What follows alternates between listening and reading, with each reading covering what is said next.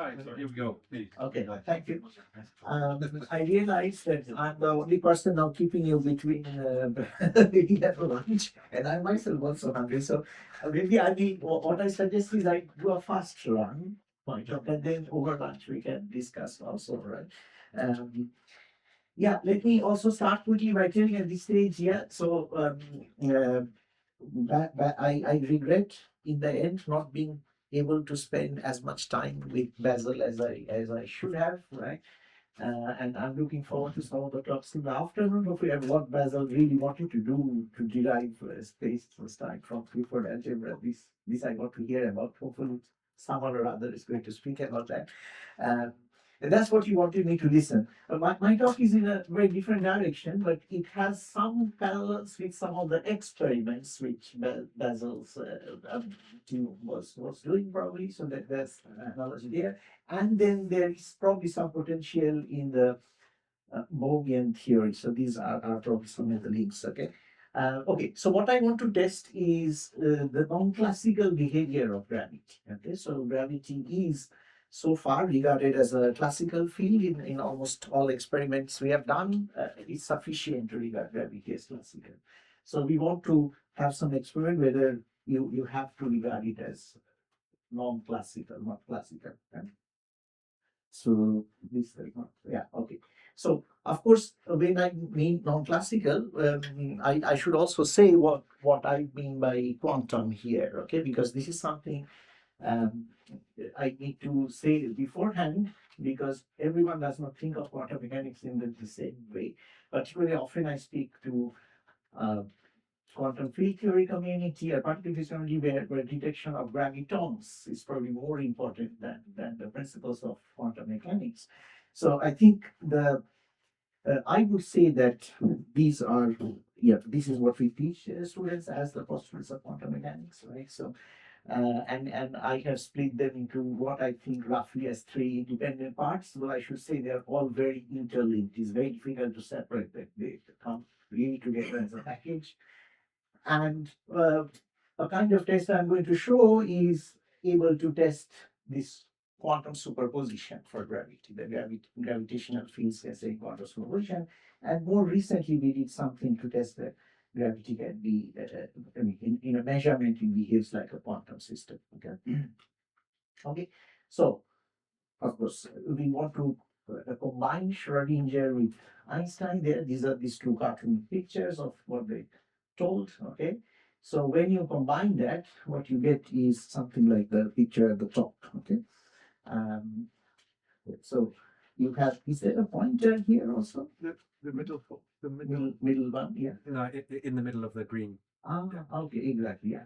So when you have a mass here, it sources a curvature of spacetime here. When the mass is slightly to the right, it sources spacetime curvature there.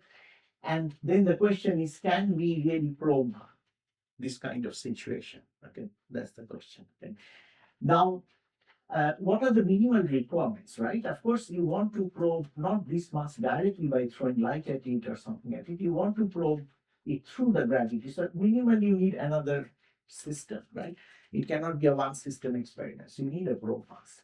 And the other thing is you do not want to spoil the superposition, okay? Because we want to test for the superposition, okay?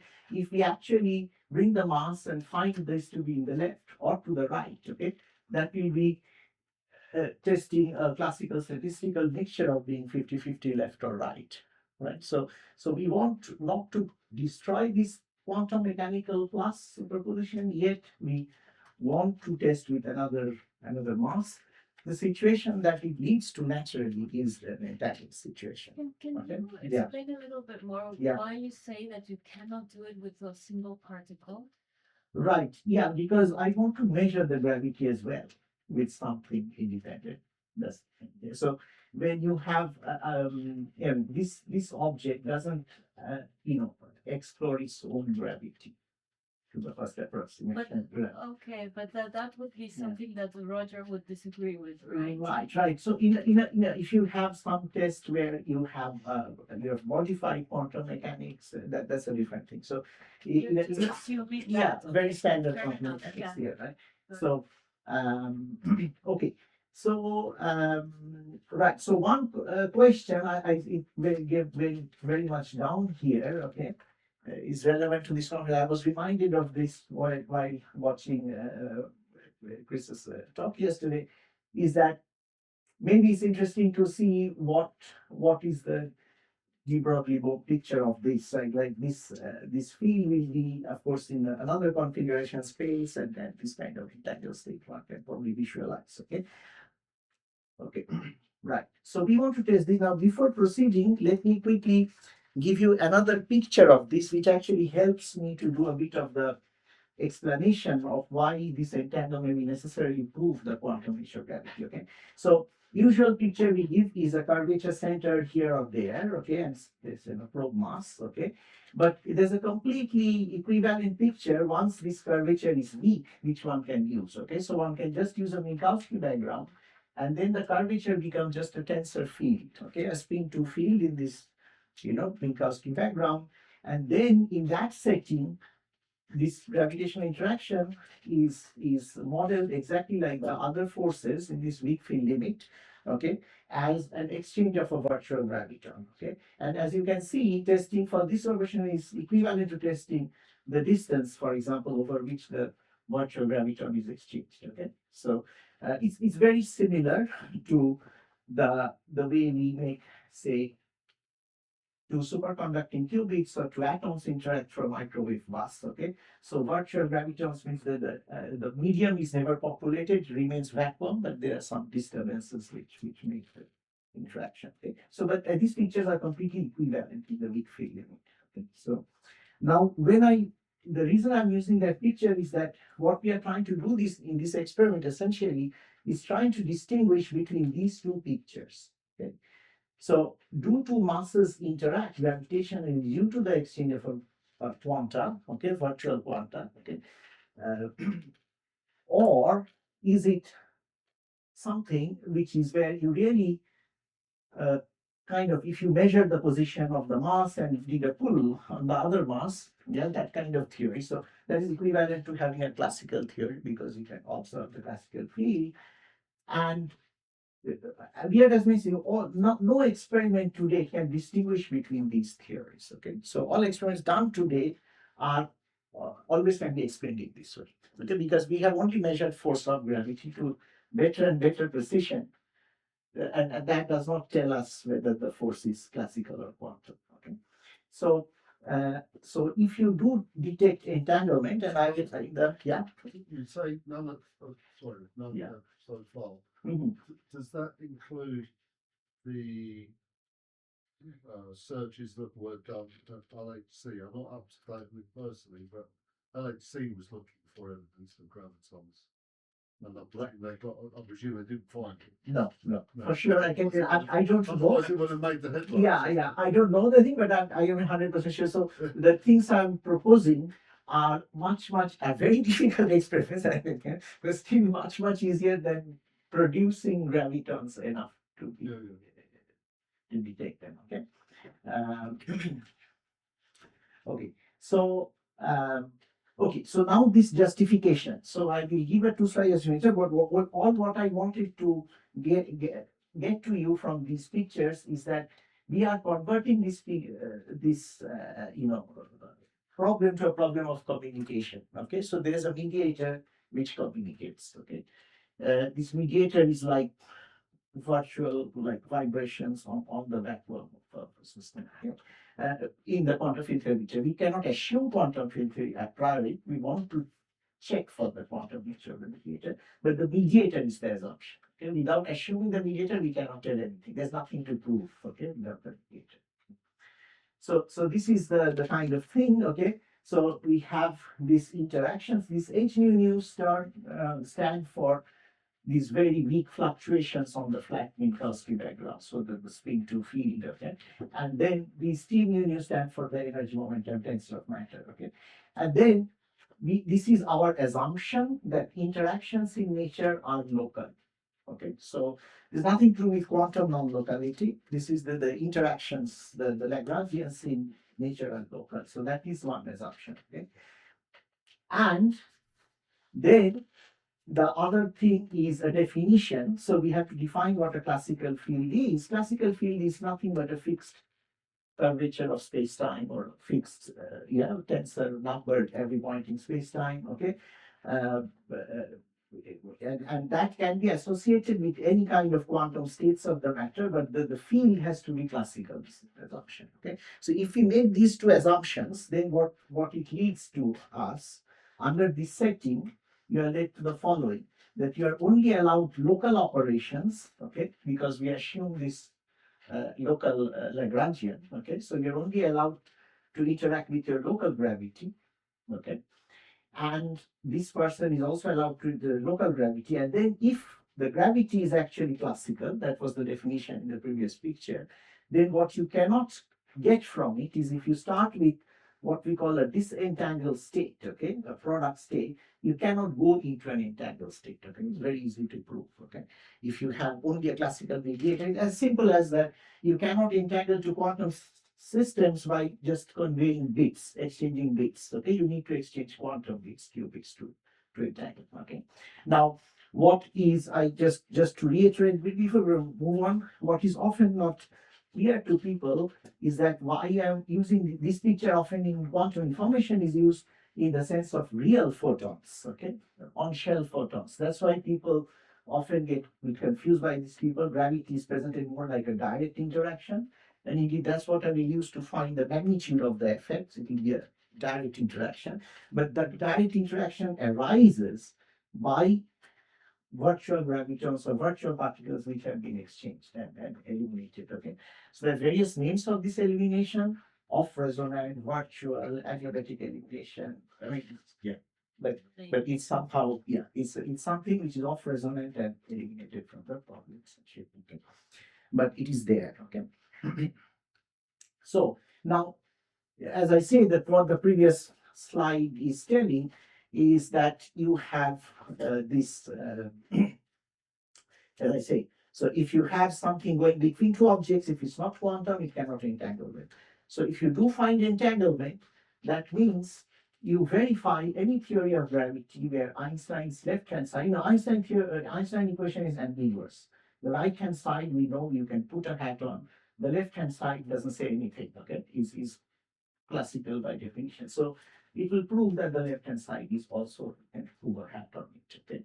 If you cannot put a hat on the left-hand side, you cannot entangle, okay? And it will also falsify all possible hybrid theories you can come with, okay? You can cook up hybrid theories where gravity is classical and matter is quantum, and you can also make them consistent. So this is a stage where standard quantum gravity people jump out from the audience and usually tell me, well, these are already wrong, we know these are wrong. Okay, so some of them have been proved to be not so consistent, but there are stochastic theories which are quite, they do not violate any of the, the tremendous problems we know about, okay, like faster than light signaling or something. So there are lots of consistent theories here. They have to be stochastic in nature, okay? So there is worthwhile to do this thing as well, okay? So because we just prove in one go that it was before, okay? Okay, so this just, I'll go fast. Really, that this is not a good way of doing it, because if you bring another mass, you have a very small acceleration. Okay, so we want to create this mass in good quantum states, okay, in very interesting quantum states. And what we thought of doing is actually to place the probe mass, and for that we took a mass of equal magnitude and create another superposition. Okay, so we create two superpositions of masses, L plus R, okay, and then we hold them next to each other. Okay, I will tell you a little bit about how to go about this in a moment, but let us just assume this situation has been created. Okay, mass acceleration, another mass acceleration, okay, and let them gravitationally interact. Okay, so this is the evolution, okay, and as you can see, there are different distances involved here, okay, between the masses. So the right left is the closest, okay, so they will have the fastest evolution denominator. So this is the gravitational interaction between the two, okay, the potential energy. Yeah, so it's just E by h bar times tau. Usual phase development will happen according to these four types of rates, okay. and the fastest rate between being this RL. Okay. For the moment, let us take this RL rate to be the dominant one. Okay, so there's more detail here. I mean, you can do with all kinds of rates. Okay, but we just make say this simple assumption. Okay, and I forgot to tell something. Okay, so here is how the entanglement develops. Okay, you see these phases are different. The LR and the RL after you take out a common phase. So what happens after some time is that the partner of L and the partner of R are not the same. Okay, so you cannot factorize. So this is the entangled state. Okay? And this is very standard. This came from quantum computation. So people entangle ions in a very similar way. Okay, when they do quantum computation. Now, just to get an estimate, we assume the major phase, which is when they are closest, that counter. So one of the four alternatives which are quantum superposed, okay, to be the dominant one. And we have to be careful not to bring them close to 157 microns. Okay, this is kind of independent of the size of the object. Okay, then the Casimir force comes in. Okay, so we don't want any electromagnetic force between the two objects, obviously. Okay, and they can be neutralized extremely well by shining UV in the enclosure or on the object. But the one between neutral masses you have to be careful of. So that you can do by taking like so hundreds of microns away. Okay, so if you do that, then this is purely numerological observation that if you put such distances, right, like hundreds of micron separation and masses which are the size of a human cell, okay, microspheres, you get a rate, a Hertz rate of growth of this phase. Okay. So it is an experiment which will entangle those two masses maximally in a second. Okay, like a unit entanglement possible between two qubits. It's still kind of slow, but it's much faster than we would have expected because gravity is generally so weak. Okay, that people often think nothing good will come out of it. Yeah. So this requires extreme cold to get to the one second. This is the problem. Cold is one of the problems. So here I have not spoken about the cold problem, but this. So you see, the main challenge is this one, this separation delta X. Okay. You require a difference in phase growth between these things. Okay. So you have to create these quantum superpositions. Okay. And that's the hardest thing to create and maintain. Okay. So I will, when I mention the challenges, I mention that by default, that's the main challenge. Yeah. But here one can think that, yeah, so Planck's constant denominator, it's a quantum phase. That's what we are exploiting, okay? to make this effect prominent, okay? Now, how we are going to do this? This has parallels. This will be done in a lab like that, okay? So you actually trap and pull objects, okay? We cannot use those kind of optical traps. One has to use more kind of here. Maybe pull is important. So more silent traps like a diamagnetic trap, for example, okay? And then you drop them, then you can actually use internal spins embedded in these objects. Okay, this is where diamonds come in. Diamonds have internal qubits up and down, which you can very easily superpose. Yeah, this is a technique for quantum computation, and you can use them to put speed up plus down, and do an interferometry. Okay, and intermediate time during the interferometry, they are going to interact gravitation. Okay? So actually, there was another question there. So when this gravitational entanglement is growing, so I did like where is it? Yeah. So that's also something to look at when this entanglement growth happens due to the dynamics, how it looks in the de Broglie-Bohm picture. That would be interesting. Now, how do we detect this entanglement? So if we are doing this experiment using the spins, then although the masses are the ones which are leading to the interaction and entanglement, at the end of the whole process, it's the spins which will end up being entangled because the matter wave interferometers are both being brought back to the middle. Okay. This matter wave interferometry is done exactly like the Stern-Gerlach experiment. So this is probably another parallel with the work in Basil's group. though there it's been done with atoms, and here we want it to be done with a cell size object, okay, with a single spin. So it's a big jump, okay. But since we are coming back, these internal spins can then be used to test the time. Okay, that's the advantage. Okay, so if you do two star Garlax get entangled, you can detect the entire only by the spins. You don't need to measure the positions. Right.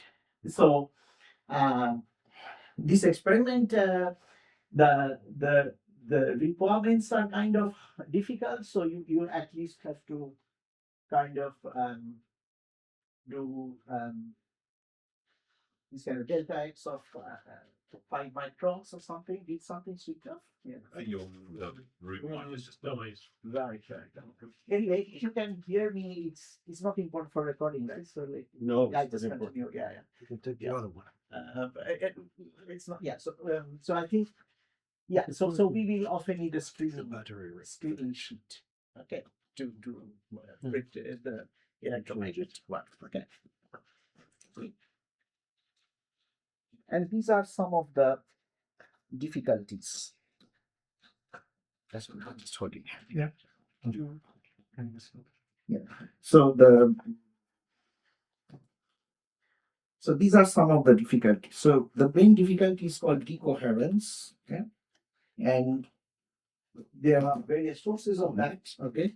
For example, if you had single atom from the gas around you hitting the particle, then immediately which position is revealed, whether it's in the left or the right. Okay.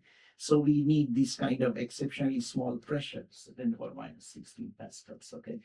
Again, very hard, but has been accomplished in the history in penning traps for electrons in the 1990s, but never been repeated. It's one group can do it actually. Jerry Gabriel's group in Northwestern. Then the internal cooling of these particles is a hard job. So in traps, optical traps, they get very heated. So that has to be done with, by cooling with some kind of cryogenic, in contact with some cryogenic system and then thrown up. Okay, so these are problems. There are systematic errors.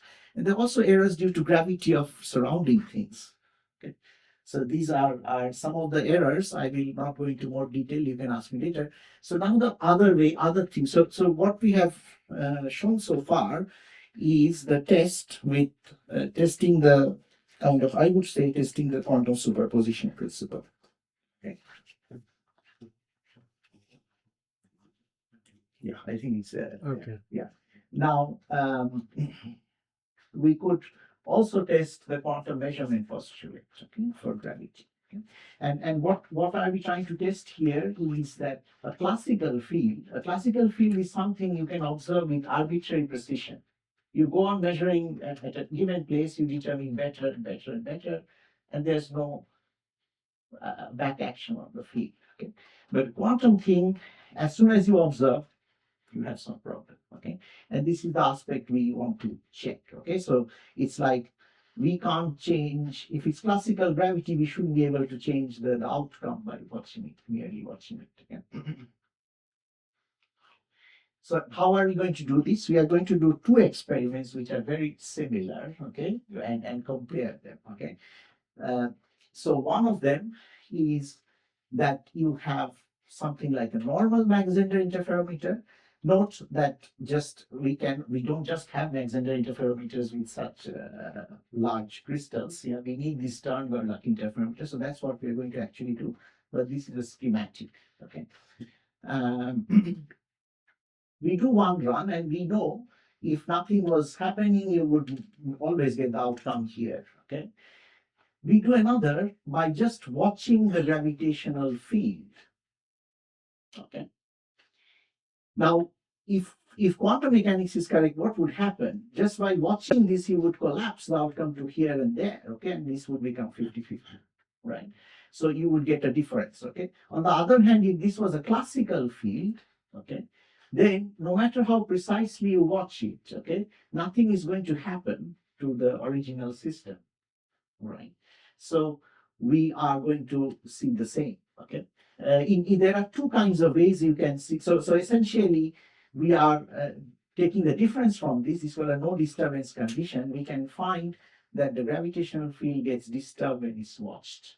Okay. Yeah, we can take the two extreme limits of classical fields, for example, to illustrate. Okay, this is so one is, say the gravity of the mass is completely uncoupled. Okay, if the mass is something, the gravity is something else, completely uncoupled to it. Okay?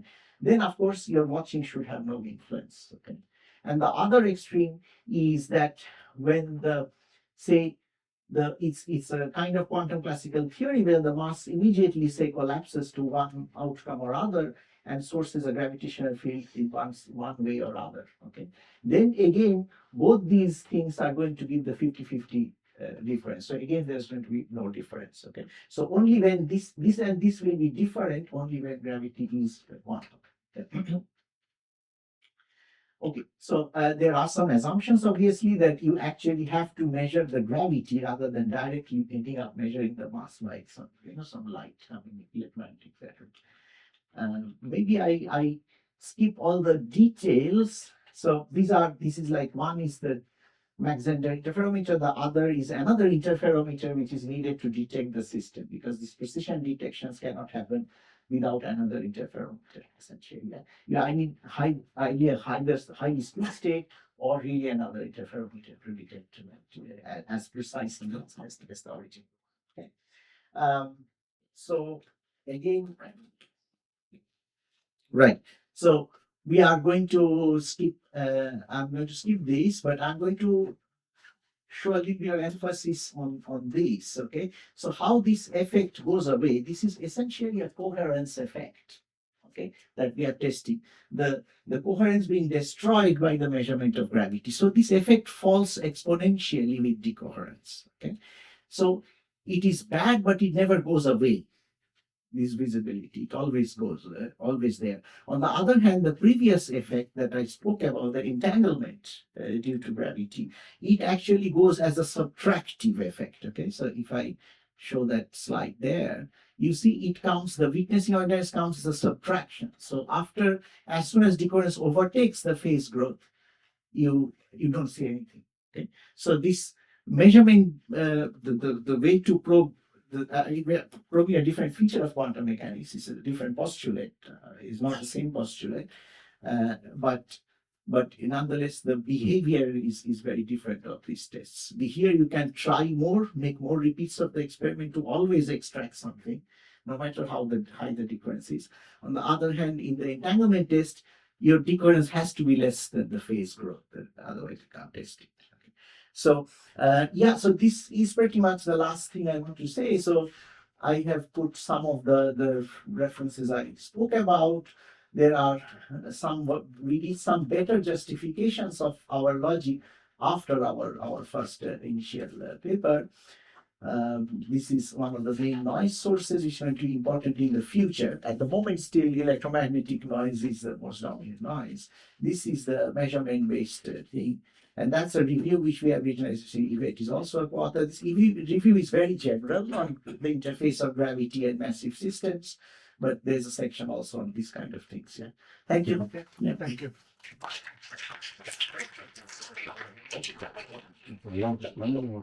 So we have 5 minutes. So we have time for some questions. Okay. Sham? How accurately do you need to know the masses of the particles themselves? Do they need to be Yeah. Okay. do they need to be well matched? And so what kind of precision do you need to know on the masses? Does it not matter? No. Yeah. So I think you have to. Okay. Let me. Okay. So there are both. You have to kind of know them. Yeah, you have to know the masses pretty well. Okay, but not to the extent of the phase doesn't have too much of a difference if you add or subtract one atom or a few atoms. Okay. So you have to know the masses quite precisely. Okay, but the phase is like one phase where we are. The one has happened due to the m squared, right? So these are 10 to the power 13 atoms. So plus minus one atom is going to make a very little phase difference. But this is an important point because sometimes we are thinking that since 1 second is obviously very bad, right? There's a lot of low frequency noise in 1 second. So if we can do the experiment like a 100 hertz experiment, then we would have 0.01 phase. Okay, that means we have to make all the decoherence rates also, smaller. But then so we don't want the delta m. So delta m square, forget just the delta m contribution should be more than the phase growth we want to see. Yeah. There's a problem. Thanks. It's the first time I hear you speak about this, and many of the questions I have Okay. you clarify. So that's Okay. interesting. I just wanted to ask you. Thank you. What is the time scale that you think that all of these things will get to? Have you changed your feeling about that? Yeah, I mean, I would say, I say these days I am saying 15 years, right? But this 15 years is contingent on funding, good funding, okay? The funding is nowhere close to the kind needed, funding is nowhere close to the ones which, say, flashed yesterday for the DESI, those things. But I would think that to get started, we probably need anyway. So the total cost might be to the extent of up to 50 million, but we have to start with like a 10 million kind of project between multiple people. Maybe it is better answered in the terms of what are the hardest things. Okay, this is a very hard thing. So we need the 10 to the power minus 15 meter per second square per root hertz isolation. Okay. This is only so far available in LISA Pathfinder. Okay, so which is not but at Earth, what we have the alternative we have yet to explore is with if the gravitational wave pendula are the lab on which you do the thing, whether you can have protection with many inverted pendula to get this kind of thing, right? Yeah, definitely go underground as well. Okay, so this something is going to be an obstacle. This pressure is a matter of time and money, because if you just go on pumping out, you will get, it's not a terrible obstacle, okay? The temperature is an obstacle, but not terrible again. You have to cool and then, so these systematic fluctuations from the magnetic field sources that we will do the experiment for, I don't know very well. This is the first thing. This is why we require the immediate funding.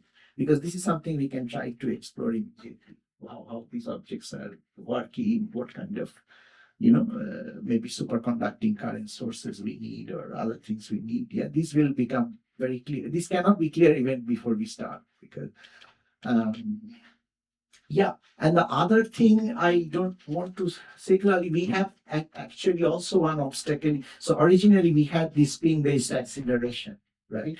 And just if you use half AT squared, you produce this 100 microns separation with known magnetic field radiance.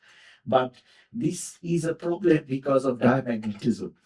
Diamagnetism tends to bring them back, okay? So we cannot use the free half AT square unless we dynamically shift the center of magnetic field, which in practice will be many parallel wires. So those things have not been worked out. So there is a little bit of, considerable challenge also in that. So I would say 5 years to, if one is very lucky with 5 years to create a picometer size superposition of a nanocrystal would be amazing already. Fantastic. Okay. That would still not touch things like Rogers, right? But they need like hundreds of nanometers probably. Yeah. And ours need 100 times more size. Yeah. Smells like, I'm asking, you talked about using a stern Gower, is that correct? Yeah. So maybe I bring the picture. Yeah. What I'm puzzled about is, of course, that introduces a magnetic field by definition. I assume you're going to use a magnet. And will the Is it diamonds you're using for this? Is it? Yeah, yeah. Will Every that diamond. flow as a beam through the stern Gower magnet, or will it? Or will Ah, it no, okay, so, be somehow stationary? yeah. Stay It's, there. Hmm. So it won't. okay. Yeah, so it's not a beam experiment, it's a 1 by 1 drop kind of thing. You're dropping it. Yeah, yeah. Dropping 1 by 1, so then you collect and you repeat. Yeah, so it's a shot You're by dropping shot. it through the magnet. That's the idea. Isn't it? Yeah, yeah. Then you catch it with say another trap in the bottom and then Well, then- throw it out oh, I see. and So it's a repeat. bit- Or actually since the time is a second, it's not a very long region, so it could be the same trapping region also in principle. Yeah. So it's a harder shot by shot experiment. You can parallelize. You have to keep kind of 100 as I say, micrometers separation between them, right? So that the customer doesn't act. So it's a bit tough to do as a So so wish you luck with it. yeah, yeah. But VC is 10 to the power 9 experiments in one go, and you get a 1 by root of that. But it's the same as you're doing a kind of hidden trap in a way, aren't you? Because you're going to try and set your pattern then around Yeah. around. Yeah. So Not the same, but similar. yeah, so for us to get 0.01 phase accuracy, we need 10,000 experiments. So that Yeah, would be So you need to be continuing. at least 10,000 seconds. Okay. Thank you. Good. So, any more Anybody else? questions? So that's the timing. The timing is out there for everybody. Thank you again. Okay, thank you. Yeah.